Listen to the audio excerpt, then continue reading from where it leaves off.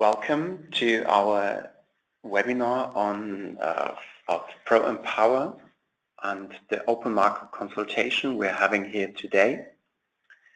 I hope you can hear me well. I will briefly introduce you to the functionality of this webinar system and to the agenda of today.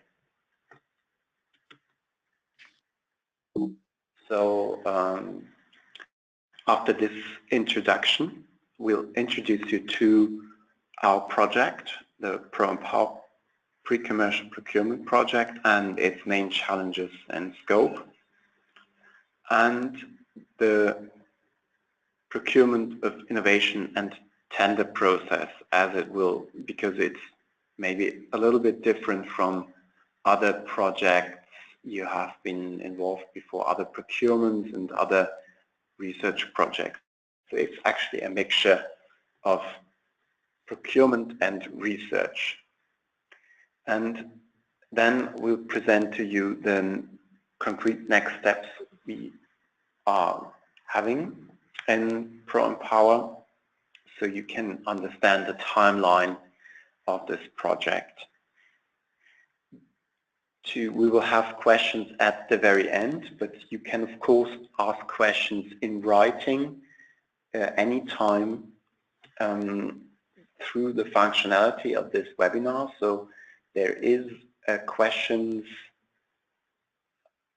functionality of the webinar tool. So enter your questions in writing and we'll try to answer them either at the end of this webinar or we'll put them on the website in a dedicated FAQ section if it cannot be answered during the session here.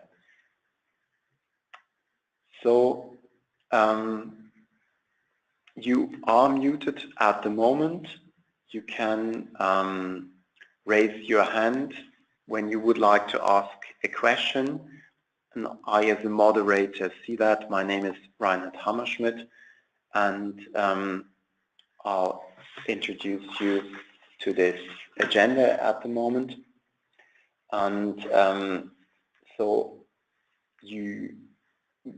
I can also then unmute you to give you the word, but that will be one-to-one because at the moment we have 23 attendees, and so otherwise it will be difficult to hear and speak for everyone as in a common webinar.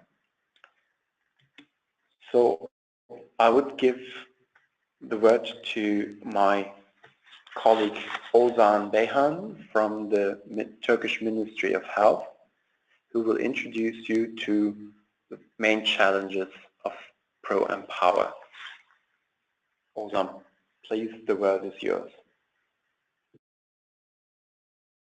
Yes, thank you, Reinhard. Dear participants, my name is Ozan Beyhan. I'm a consultant at Ministry of Health of Turkey, where I am positioned at General Directorate of Health Information Systems. And I am acting as the coordinator of our project, Proempower. And it's my pleasure today to welcome you all to this webinar. Thank you very much in advance for your interest in our project. Next slide, please.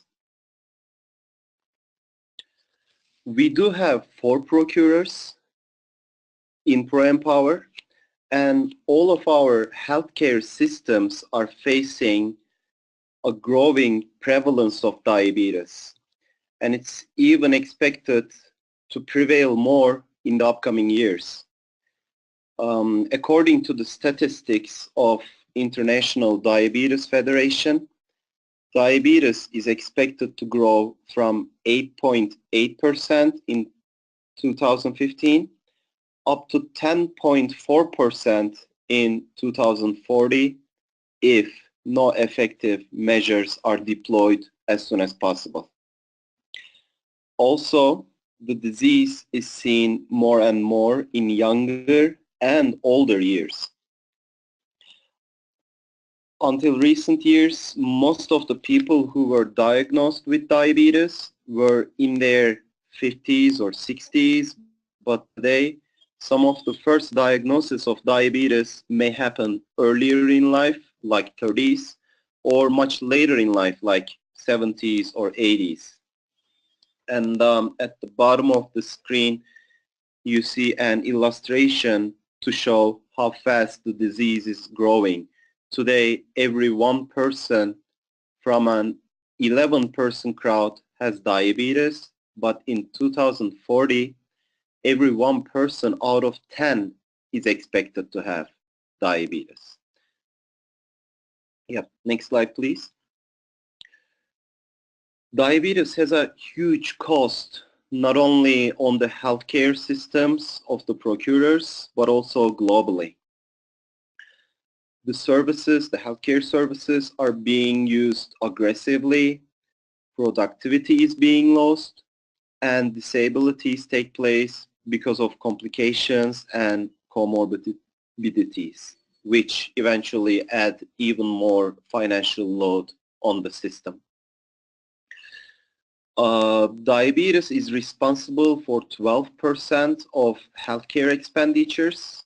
If you remember the prevalence of diabetes, which is 8.8, you will agree that diabetes is among the diseases which unfairly and aggressively consumes your financial resources that are dedicated to healthcare. Next slide, please. Yep.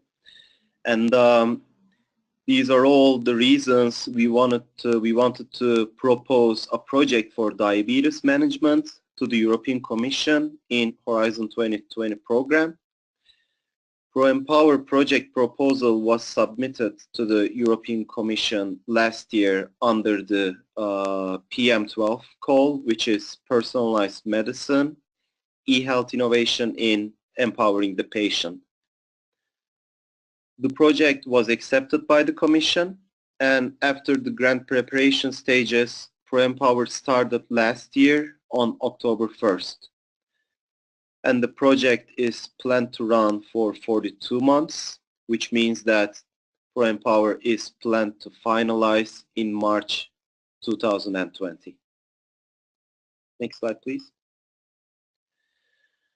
We are 4 procurers from Europe, namely Ministry of Health of Turkey, the Regional Ministry of Healthcare of Murcia, Spain, Shared Services on Ministry of Health of Portugal, and SORESA, which is the regional purchasing body and procurer of Campania region of Italy. We do have a €3 million innovation budget that will be spent for personalized diabetes management solution, and the instrument with which we will jointly purchase this sought-for technology is called pre-commercial procurement. Next slide, please. Besides the procurers, we have several consortium partners from the same 4 countries, plus 1 from Germany and 1 from Bulgaria. So in total, we are 11 partners from 6 countries. Next slide, please. And the procurers of Proempower are responsible for 12 million diabetes patients in total, and this number also indicates the potential market you may be targeting. And I think the next slide is yours, Reinhard. Yes, yeah, that was it for me for the time being. Thank you for your attention, and the floor is yours, Reinhard. Thank you. Yeah, thank you, Ozan, for this introduction. My name is Reinhard Hammerschmidt. I'm from Empirica, that's a consultancy company in Germany supporting the project Proempower. So we are not one of the procurers, but we are trying to assist the project in its running. So I'd like to introduce you to the main challenges and the solution we are actually looking for. We started Proempower because we see 3 major unmet needs that the healthcare systems are faced actually in the treatment of diabetes, and these are that the healthcare systems are worldwide and also in the 4 procuring countries, they are reactive and fragmented. So we would like to address this by more personalized care, so that the care is more targeted actually at the stage of the disease of diabetes. We would like to foster multidisciplinary care, so better coordinating the professionals that are involved in the treatment, the nurses, the doctor specialists, the GPs, that they can effectively teamwork and focus on the patient. And we see so far an over-reliance on pharmacotherapy, which is proving continuously insufficient. So recent research is showing that the pharmacotherapy can only kind of stop diabetes, but it cannot improve diabetes on the long run if not the patient is not involved in the treatment and is not in itself becomes an active patient. And that actually leads me to the next thing, that the lacking patient ownership. Patients need to become more the center of care, become enabled to become active participants of their care. So we would like them to be better involved, to get empowered, to become active patients, to be enabled to self-management, and to get enabled to get out of this unhealthy lifestyle that they're practicing at the moment and they got slipped into, maybe due to their family history, their nutrition history. And only if we enable the patient, we can effectively treat diabetes. So another aspect of the ineffectiveness of the current treatment of diabetes is the early detection. We only find out by far too late that people have diabetes or have impaired glucose tolerance. We need to find those people earlier. We need to get more personalized decision support for them. Currently, this is very much focused on the doctor to target the treatment, but it's not on a system level that people get personalized treatment. And personalized also means really personalized to the glucose cycle of the patient, for example.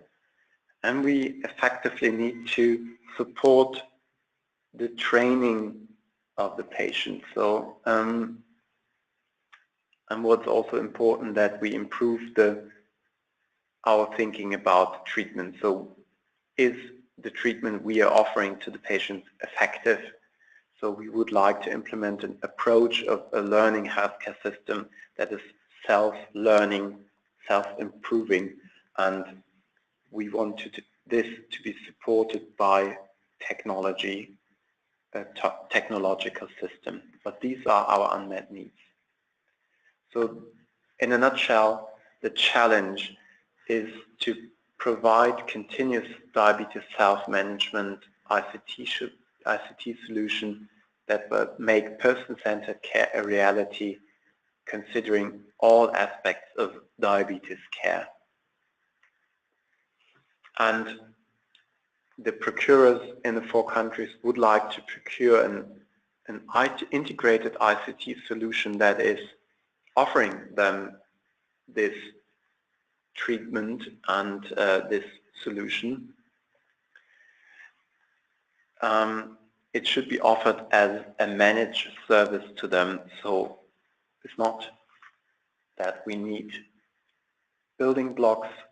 We currently already see in the market building blocks of all of that, but we are obviously lacking a integrated solution that is well integrated with the healthcare system and offerable as a managed service covering the whole dimension of diabetes care.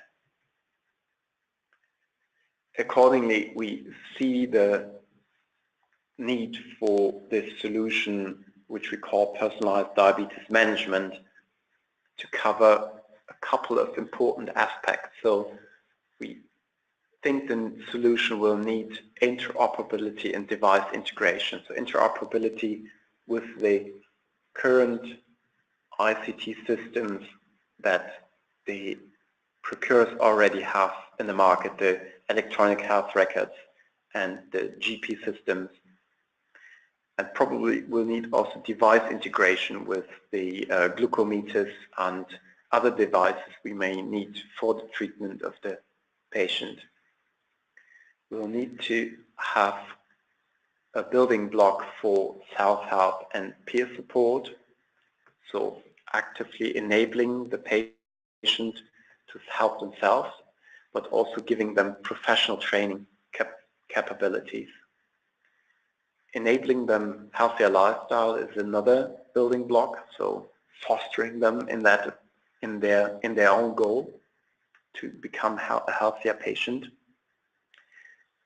Help them in the glucose control and offering them and the physicians decision support tools for that. And we don't want this to be a separate solution. We want this to be integrated with the healthcare system as it is. So we would like a component that gives,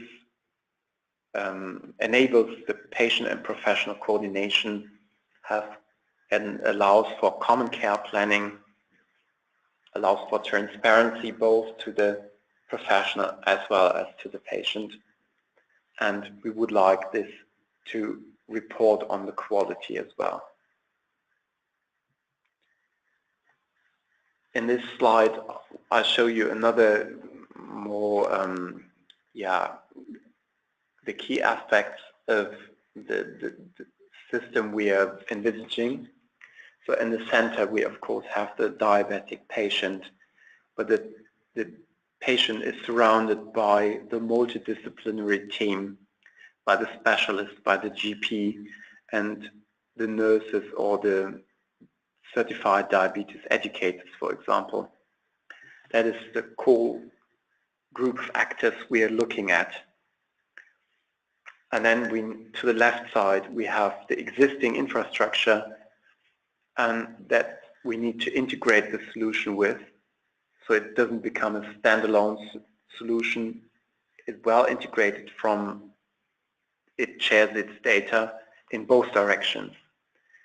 So it doesn't only draw the data from the existing, but it also gives data back. And in the orange color, these are the new modules we would like to see: early detection, training, a core shared common diabetes care plan, decision support tools, and analytic components and components for communication, and of course the diabetes community. I think this gives you in a nutshell an overview of what we are looking for. This will be more detailed in the tender documentation later on, but on this time plan and on how this procurement is going to take place, Miriam from TIC Biomed will introduce you now to how the approach of pre-commercial procurement will work. Thank you, Reinhard. I'm Miriam Martin. I work for TIC Biomed. We are not procurers ourselves. We are working within the consortium just to provide support and mainly get in touch or provide our knowledge on the business side of the process. The next one, Reinhard. Okay, so maybe most of you know what the PCP is, but for those of you that have never been involved in a PCP process, the difference between a procurement and a pre-commercial procurement, it's basically that what you procure in a PCP is the research and the development. So public procurers are demanding some technology or some solution that is not available yet in the market. And the European Commission is supporting the PCP, and the Proempower is within this framework of support of the European Commission. The next one. Okay, so maybe one question is, so what does that mean, or which are the benefits for the procurers, or which are the benefits for the vendors within the PCP? I mean, what we have identified for the procurers, it is that there are basically like three main areas of benefit. On one hand, they are going to procure solutions that are going to match their unmet needs. I mean, there are things that they are looking for and there's no solution available in the market. On the second hand, they are going to be able to co-create a marketable solution. That means that they are going to be able to interact with the vendor on what is going to really match the need they have already identified. And on the third place, it will allow patients to be empowered through the technology. I mean, it will really involve patients that are going to be the end users of the solution. And what about the vendors? So Reinhard, the next one, please. For the vendors, there are like four groups of benefits. On one hand, the research is funded. I mean, this is really what the PCP process fund is. The PCP is not the commercialization, it's the whole process of development. On the second hand, as I said, for the procurers, it will allow the companies, the vendors, to co-create and work together with the healthcare organizations.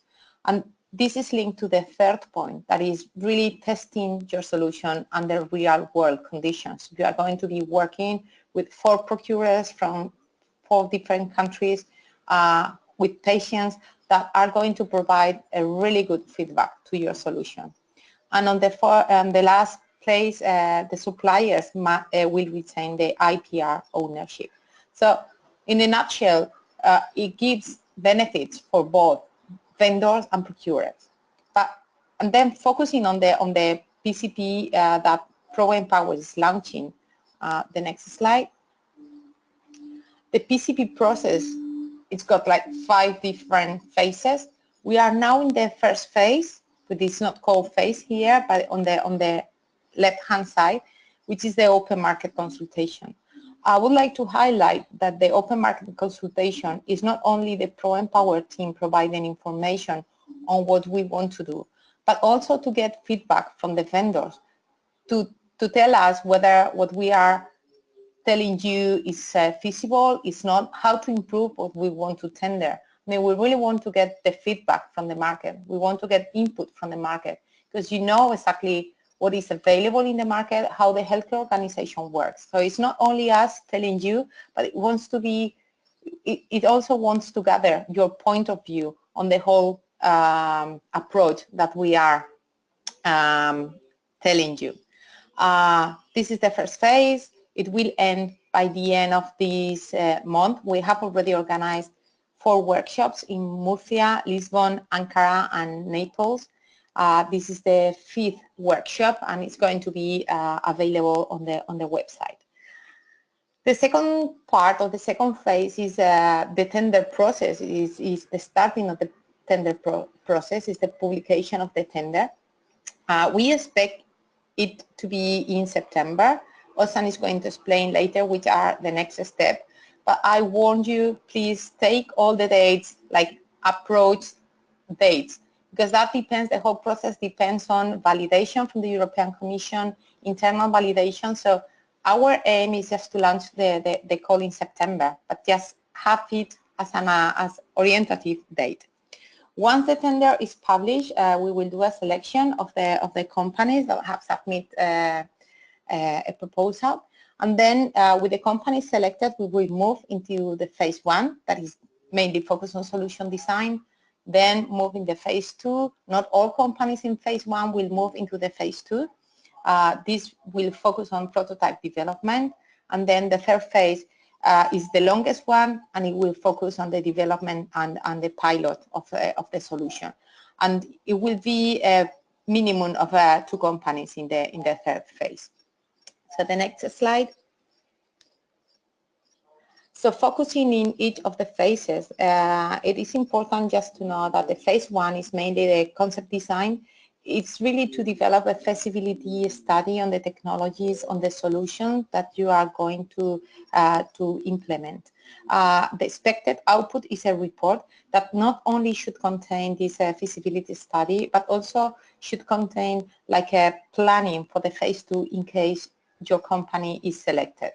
The maximum duration is 3 months, and the budget will be up to 450,000 euros.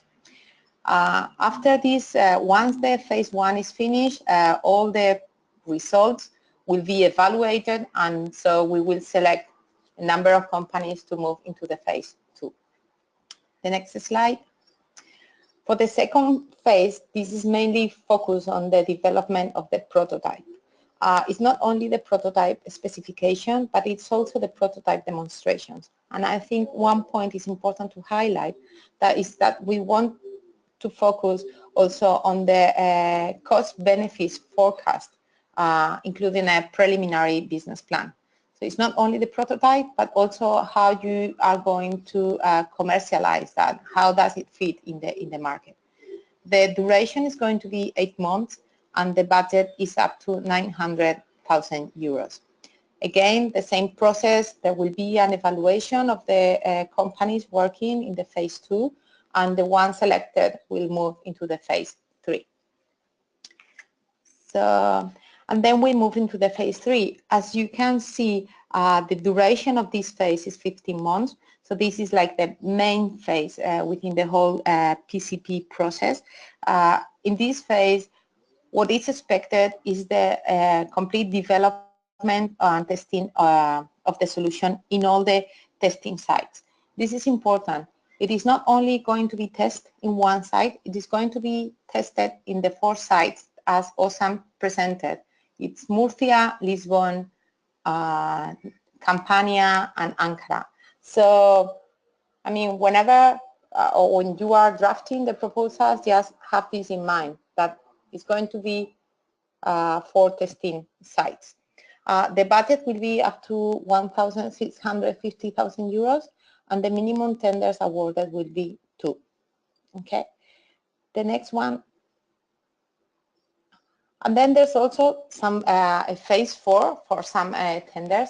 This is completely out of the scope of the Proempower project. This is, I mean, I know some of you have heard about the PPI. This is not included in the Proempower. It's up to each public or each procurer to decide whether they are going to do a commercial procurement on the solution selected. The next one, please. So which is going to be the process? All the offers will be submitted electronically via the Proempower website. They will have different sections: the administrative, technical, the financial, and there will be 3 months to submit the offers.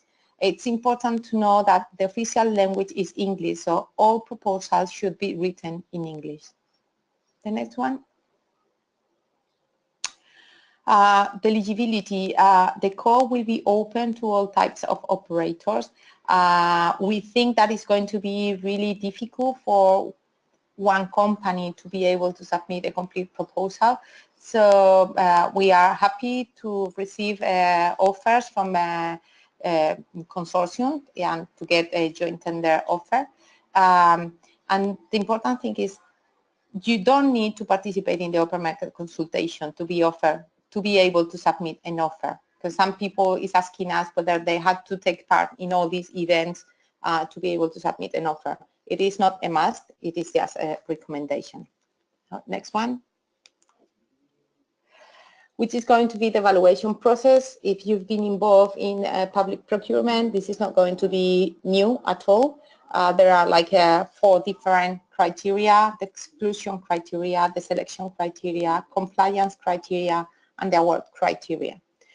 For the exclusion criteria, I'm not going to go in depth into it because this is really a standard exclusion criteria that is in most of the public tenders. It's bankruptcy, conflict of interest, professional misconduct. So it is not anything new and different to any other procurement process. The next one. The selection criteria, we are still working on that, but it's going to be mainly focused on which is the ability to perform the research. This is to perform the contract, but also which is the capacity to commercially exploit the results of the PCP. Although we don't include the commercialization, this is important. That is not only a research process, but the final aim is that the whole solution is going to be in the market. The next one. Compliance criteria, it's mainly being aligned with the European framework, so it has to be aligned with the definition of research services by the European Commission. Double funding is not acceptable. The place of performance has to be minimum 50% of the research done in the European Union, but also have to consider all the ethics, research, security, and interoperability aspects. The next one. And then the award criteria. The most is still under discussion also, but the most important here is that we would like, or we have to ensure best value for money. This means that the money is not going to be the unique criteria, and quality cannot be the unique criteria. It's a combination of both what is going to be considered as the award criteria. You will find it clearly defined once the tender is launched. The next one. And then it's important also to highlight that, we will set a monitoring process. It's like in each of the phases, we will set milestones and deliverables just to make sure that everything is going according to what was planned, and just to identify if there's going to be any deviation or if we are facing any risk in the implementation of the contract. And also regarding the completion criteria, if you satisfactorily complete all the milestones and deliverables, you will fulfill all the requirements for the payment. That doesn't mean that you will move into the second phase, because the second phase will have a standalone evaluation for each of the phases. The next one, Reinhard. And then for the intellectual property rights, as I said before, one of the advantages of the PCP it is that the vendor keeps the IPR property, and but also the pre-existing rights remain unchanged by the PCP. Okay, just has to be listed in the offer. The next slide. Okay, and then I leave the floor to Ozan. I think is going to show which are the main challenges, but also the next steps. Yes, thank you, Miriam. Yep. Yes, this is how the timeline of the project looks. We are now in the first phase of the project. I'm sorry, let me correct that, not the official first phase of the PCP process, but the first step of the whole duration, which is the open market consultation time, which is taking place in May and June this year. And once we publish the tender in probably September, that period until December will be the tendering period. And then the first phase of the PCP takes place in between January and March 2018. The second phase takes place between April and November 2018, and it lasts for 8 months. And the last phase, the third phase, which lasts the longest with 15 months, runs between December 2018 and February 2020. The first month of each phase is dedicated to evaluation, and let's all please remember that these dates are subject to the approval of the European Commission. Next slide, please. If you feel like you are not able to cover all aspects of the Proempower solution, we recommend that you create a consortium of vendors with the other companies. For this purpose, we created a questionnaire that you can find on the project website and also in the link that you see at the bottom of the screen. The aim of this questionnaire is to know you better, learn about your abilities and capacities, what you can offer, what you can do, and what you can't do, or I must say what feature you would like to be completed by other companies in order to build a strong consortium of vendors. So please fill in this questionnaire so that we can matchmake among you. Next slide, please. For more information, please visit Ministry of Health of Turkey's webpage for future announcements. But please also remember that all information related to the project tender and the project itself will be available at the project website as well. Channels to ask any tender-related questions will also be available at the project website. And at all times, if you, if you have any questions, please feel free to ask them to the email address that you see at the bottom of the screen, which is vendors@proempower-pcp.eu. And thank you for your time and attention.